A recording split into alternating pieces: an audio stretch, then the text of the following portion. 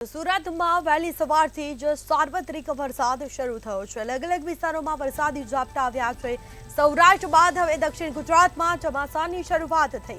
ખેડૂતોની વાવણી લાયક વરસાદ આવતા ખેડૂતો ખુશ થયા છે। કામરેજ, પલસાણા, બારડોલી તાલુકામાં વરસાદી માહોલ જામ્યો। અસહ્ય બફારા બાદ વરસાદ આવતા લોકોને ગરમીથી રાહત મળી છે।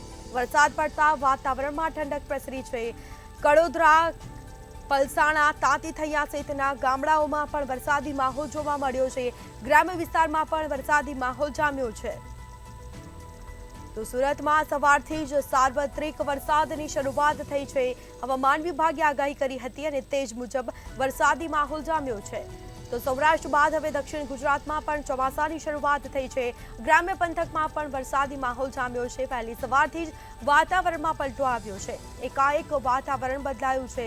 વરસાદી માહોલ જામ્યો છે। અસહ્ય બફારા વચ્ચે વરસાદી માહોલ જોવા મળ્યો। લોકોની ગરમીથી રાહત મળી। વાતાવરણ ઠંડુગાર બન્યું છે। તો ખેડૂતોમાં પણ ખુશીનો માહોલ જોવા મળ્યો છે। તો વધુ વિગતો સાથે સંવાદદાતા અક્ષય મકવાણા ફોન લાઈન પર જોડાઈ ગયા છે। જી, હવામાન વિભાગે આગાહી કરી હતી અને તે જ પગલે સુરતમાં વરસાદી માહોલ જામ્યો છે। શું માહિતી?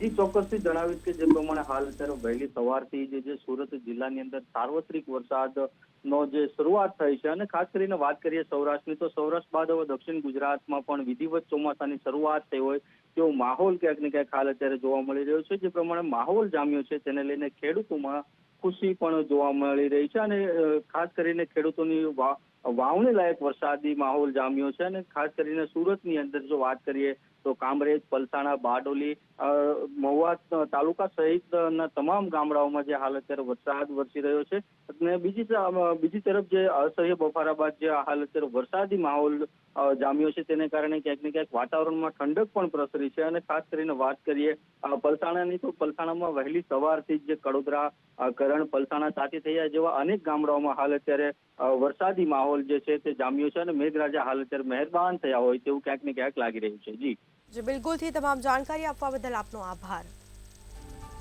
આ સાથે વરસાદી માહોલ જામ્યો છે। ખેડૂતો ખુશખુશાલ જોવા મળ્યા છે।